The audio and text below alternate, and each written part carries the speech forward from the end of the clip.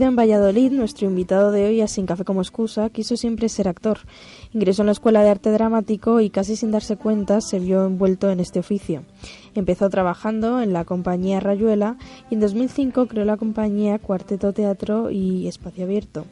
Hoy está afincado en las tablas del Teatro de la Abadía con 2 nuevos entremeses nunca representados y además forma parte del proyecto 43.2, trilogía creada por María San Miguel, de la cual es director de Viaje al fin de la noche, obra finalista a los premios Max. Bienvenido a Tener en Cuenta Nueva, Pablo Rodríguez. Hola, buenos días, ¿qué tal? Bueno, primero muchas gracias por estar con nosotros hoy. ¿Y cómo comienza lo de los entremeses? Estos 2 entremeses nunca vistos, entre comillas, que, bueno, hasta donde sé, empezó como un trabajo del Centro de Estudios de la Abadía. Sí, pues efectivamente, ahí empezó como un trabajo del Centro de Estudios, en el que la Abadía, durante todos los años de su existencia, pues hace mucho hincapié en la formación del actor y en el entrenamiento actoral. Y hace 3 años, en 2016, surgieron unas prácticas en torno a la palabra cervantina, a la figura de Cervantes y a la palabra de Cervantes. Entonces era un taller que estaba dirigido por Ernesto Arias y en el que, bueno, después de un proceso de formación de cerca de 16 personas, luego se centró en 1 mes y medio, 2 meses, el trabajo en un texto muy concreto. Bueno, en estos 2 entremeses que se seleccionaron, ¿no? En La guarda cuidadosa de Cervantes y en el Rufián viudo, llamado Trámpagos. Aparte de luego que se fue aumentando con más textos del propio Cervantes, que fueron configurando como una dramaturgia y que finalmente dieron pie a la muestra de un trabajo que más adelante, ante los buenos resultados del trabajo, se consideró que podía convertirse en un espectáculo de exhibición en la propia casa, en el Teatro de la Abadía. Y bueno, esto fue hace 3 años y ahora pues estamos en la 3ª reposición del espectáculo en la Abadía. Así que además pues muy contentos y muy ha tenido una orgullosos. pequeña gira. Bueno, no, realmente se ha hecho en el Corral de Comedias, que es donde se estrenó, que lo gestiona el Teatro de la Abadía, y luego se trasladó el trabajo al teatro, al propio teatro en Madrid, a la Abadía. Ese es el recorrido que ha tenido. Bueno, ¿y qué crees que aporta este centro de estudios? ¿Qué posibilidad os da a los actores, el centro de estudios de la Abadía? ¿A los actores, me preguntas? Sí. Bueno, pues es un muy interesante lugar de encuentro de la profesión, del entrenamiento actoral, porque un actor parece que llega un momento en que ya lo sabe todo, o que ya lo ha aprendido todo, pero realmente cada día que no practica su oficio, realmente está perdiendo oficio, ¿no? Y eso es algo que a veces no somos conscientes de ello, somos como gimnastas de la interpretación. Entonces tenemos que cuidar mucho nuestros recursos artísticos y expresivos, la palabra, el movimiento, el cuerpo, la emoción, y estar alerta, ¿no? Para seguir creciendo cada día. Entonces, de siempre el Teatro de la Abadía se ha considerado como una casa del actor, ¿no? Donde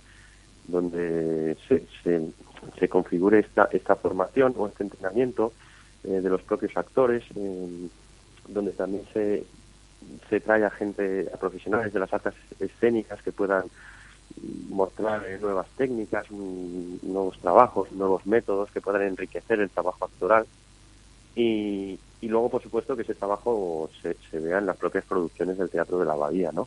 Donde yo creo que un sello de las producciones del Teatro de la Abadía es precisamente el trabajo actoral y el elenco que te encuentras cuando ves los espectáculos. Entonces es algo, bueno, de lo que yo estoy fascinado. Yo hace muchos años tuve la suerte de ser seleccionado cuando era mucho más joven para tener un taller de formación en la casa, y 10 años después, pues por casualidades de la vida he vuelto y estoy muy en contacto, y la verdad es que estoy contento de estar allí. Creo que es un lugar en el que se pueden hacer muchas cosas, un lugar de referencia para el actor. ¿Y qué se hacen? Bueno, para el actor y para el espectador, porque Abadía es sinónimo de algo que ver. Sí, claro. Estos dos entremeses jamás representados, ¿qué crees que tiene Cervantes que sigue y seguirá siendo vigente, no cambia? Sí, bueno, realmente hay que aclarar que no ha sido jamás representado, sí que ha sido Sí, representado. son con Lo que comillas. pasa es que esto viene de esa publicación que el propio Cervantes hace, donde publica 8 novelas y 8 entremeses nunca antes representados, ¿no? Entonces se hace ese guiño en el título del espectáculo del título de esa publicación. ¿Qué aporta Cervantes? Pues mira, Cervantes aporta la musicalidad de la palabra, que es algo que yo creo que estamos perdiendo últimamente, el placer de escuchar la palabra, no siempre en verso, porque Cervantes no siempre escribía en verso, escribía mucho en prosa, pero escribía de una manera fabulosa, fantástica, que al principio quizá te cueste entender, pero que una vez que ahondas en ello, te das cuenta de que tiene unos recursos expresivos fantásticos. Y entonces, con estos dos entremeses dirigidos muy magistralmente por Ernesto, yo creo que es un amante de la palabra y de la palabra en acción. Yo creo que si vas a verlos, entiendes muy bien todo lo que se está diciendo. Entiendes muy bien el lenguaje de Cervantes. Ujú. Entiendes muy bien el lenguaje de la época.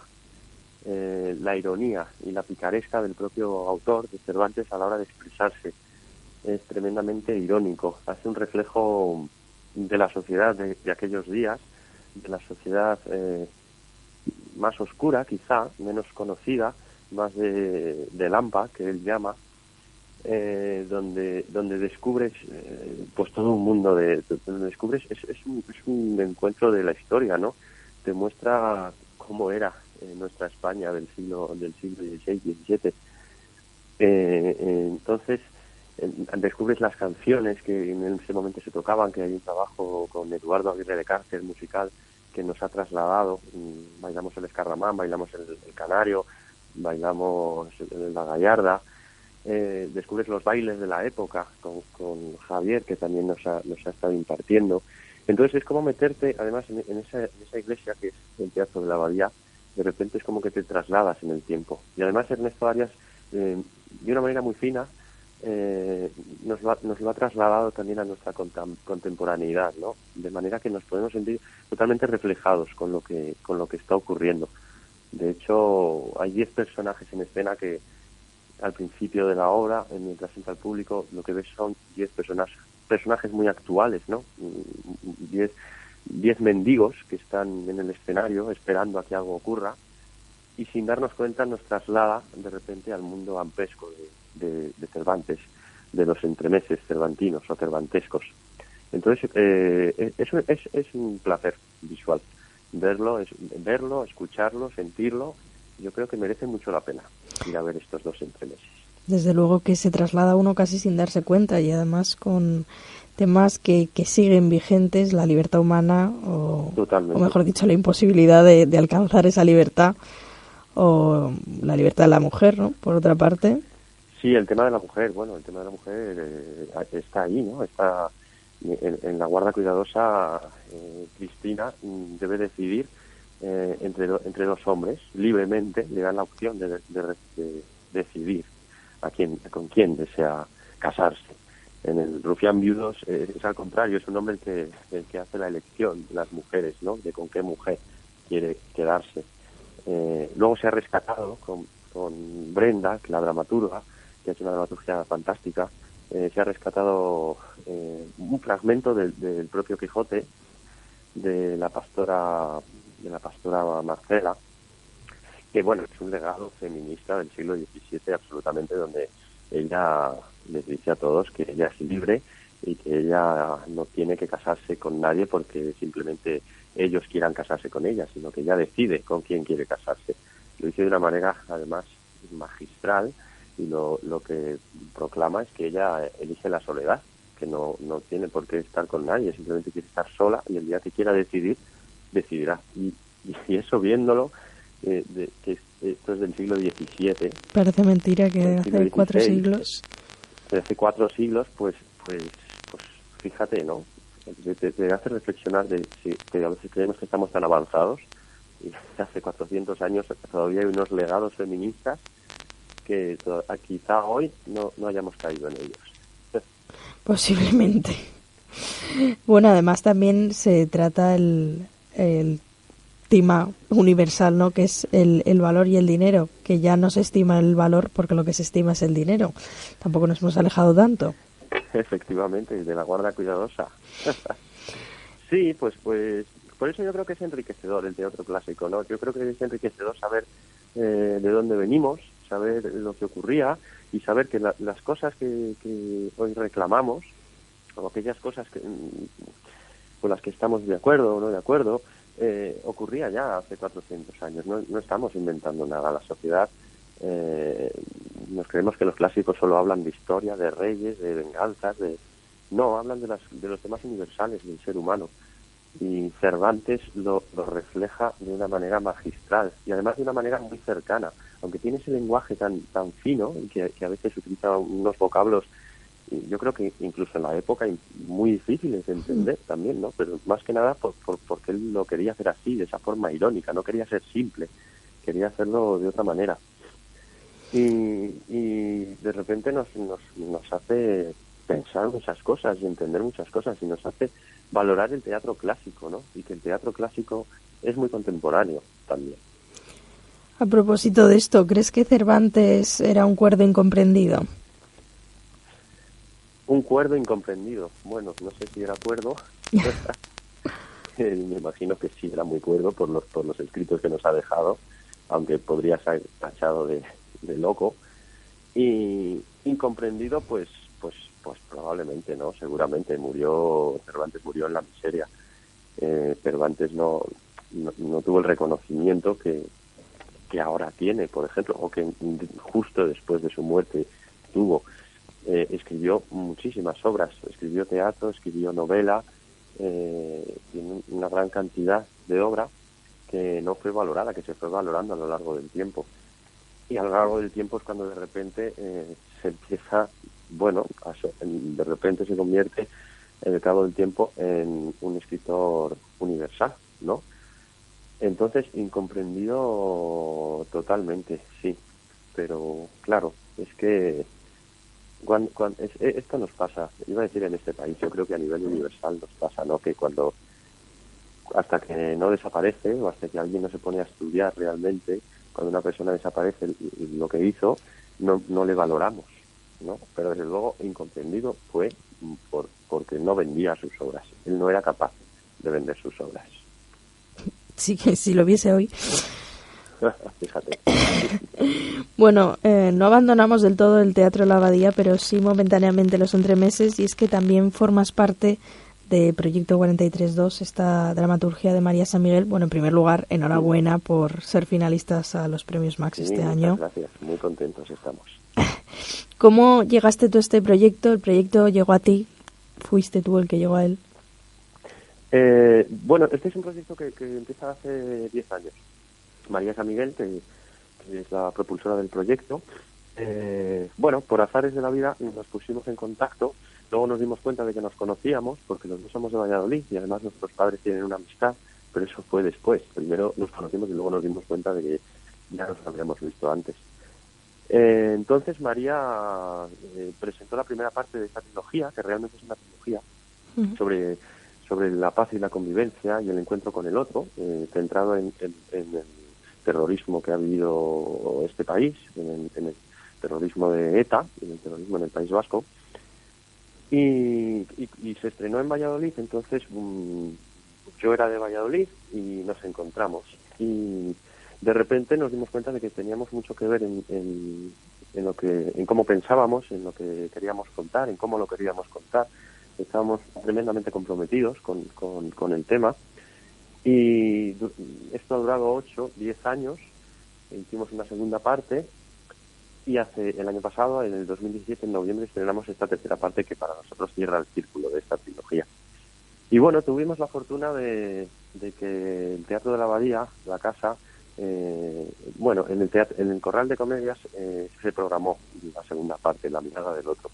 Y tuvimos la suerte de que el Teatro de la Abadía, los miembros de la dirección artística observaron el trabajo, les fascinó les gustó mucho y entonces nos pusimos en contacto, les ofrecimos la posibilidad de poder hacer la trilogía en el Teatro de la Abadía.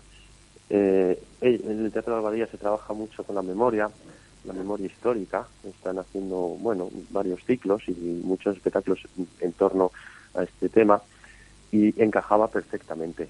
Entonces, bueno, pues así es como hemos caído, que hemos estado 2 semanas representando la trilogía completa y bueno, hay que decir que con bastante éxito de público y con bastantes buenas críticas, lo cual, bueno, nos hace estar muy contentos. Y bueno, luego además se nos ha juntado que de repente se nos ha nominado, nos ha llegado la nominación a Mejor Espectáculo Revelación con El Viaje al Fin de la Noche, que es el último espectáculo, para los premios Max. Entonces, bueno, pues fíjate, estamos muy contentos porque son muchos años de trabajo en lo que nadie nos ha regalado nada. Somos una compañía independiente, todo lo hemos luchado. No nos hemos acercado a las instituciones simplemente a mostrar lo que hacíamos y al cabo de los años parece que se nos reconoce, ¿no?, de alguna manera. Entonces, pues muy contentos en ese sentido. Me decías que es una obra, unas obras en plural realmente, una trilogía que ha tenido mucho éxito. Desde luego que atrapan. Tuve la oportunidad de ver las 3 y efectivamente uno cuando acaba dice, pero ya, quiero ver la segunda parte, ¿no? Precisamente en esta segunda parte, en La mirada del otro, haces un papel verdaderamente difícil. Eres un exterrorista que decide enfrentarse a la hija de su propia víctima, nada más y nada menos. Sí, así es. Bueno, es un trabajo documental, realmente. Nosotros trabajamos a través de la investigación. Lo que hacemos es hacer un trabajo previo de investigación en el que nos ponemos en contacto con las personas que han vivido la historia que nosotros queremos transmitir. Entonces, en La mirada del otro, lo que quisimos era contar que había habido unos encuentros restaurativos en los que ciertos presos o expresos de la banda, disidentes, es decir, que habían renunciado a la banda y renunciaban públicamente a la violencia, habían hecho un escrito porque querían de alguna manera ponerse en contacto con las víctimas directas o indirectas para pedirles perdón. Y bueno, también por azares de la vida, una vez más, las instituciones hicieron que esos encuentros fueran posibles y fue un programa muy interesante y muy increíble, ¿no? Donde al final lo que pasa es que 2 seres humanos se sientan uno enfrente del otro, una persona que le ha hecho el mayor daño que se le puede hacer a otra persona, que es la muerte de un ser querido, arrebatarle la vida a un ser querido, se pone delante y consiguen entenderse y consiguen comprenderse y consiguen, sobre todo, avanzar en la sociedad para que eso no se vuelva a repetir. A nosotros nos parece increíble, tuvo muy poca repercusión a nivel mediático estos encuentros restaurativos y nosotros, humildemente, lo quisimos subir a un escenario y por lo menos poder contar la historia. Y bueno, ahí sí que yo represento el personaje de Aitor. Es un personaje ficticio porque realmente nos basamos en historias reales, en vidas reales, pero mezclamos varios datos. Y Aitor es esa persona, ese terrorista que al cabo del tiempo, de los años, en la cárcel se da cuenta de que, bueno, no tomó una buena decisión en su día, tomó una de las peores decisiones que se pueden tomar y hace un viaje de reflexión, de autorreflexión y decide que quiere hacer algo para intentar solventar, si es que puede ser, solventar el daño que hizo. Y al final acaba sentándose enfrente de la persona a la que le arrebató ese ser querido y le pide perdón. Entonces, bueno, sí, la historia realmente es muy potente, pero no nos hemos inventado nada, también te digo. Esto es lo que ocurrió. Bueno, pues es una manera de mostrar que el diálogo y la empatía pues son posibles a pesar de todos los pesares. Y la tercera parte, que es Viaje al fin de la noche, en ella eres director. Una obra que me parece muy simbólica y terrenal en todos los sentidos de la palabra. Sí, es un trabajo que de alguna manera cierra un proceso, pero también en nosotros cierra un proceso artístico, ¿no? Se convierte en algo mucho más estético, en un lenguaje mucho más poético, una dramaturgia circular, muy poco convencional, en el que no contamos una historia concreta, como puede ser en La mirada del otro o el Proyecto 43.2, el primer espectáculo, donde hay datos concretos, una familia, unas personas, sino que mostramos dos caras de la sociedad del País Vasco que han vivido la violencia. Mostramos dos víctimas, las víctimas de la propia banda, del terrorismo, y las víctimas del terrorismo de Estado, que las ha habido y ha existido en este país. Y esas dos personas son las que, ahora que parece que todo ha acabado, son ellos los responsables de construir un mundo nuevo. Y aún más, transmitir esta nueva sociedad que se genera a la generación que viene, a sus hijos, porque ambos dos tienen hijos y de alguna manera, bueno, la reflexión es ¿cómo lo hacemos? ¿Qué hacemos? ¿Le contamos lo que ha ocurrido a los hijos? ¿No se lo contamos?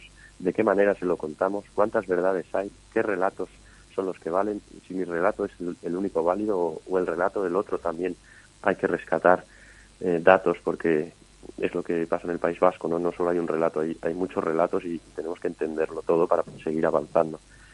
Y nosotros nos damos la libertad también de artísticamente envolverlo en un mundo más onírico, quizá, ¿no? En donde la palabra sigue teniendo fuerza, donde el mensaje es muy potente, pero también el espacio escénico se convierte en algo mucho más simbólico, la iluminación.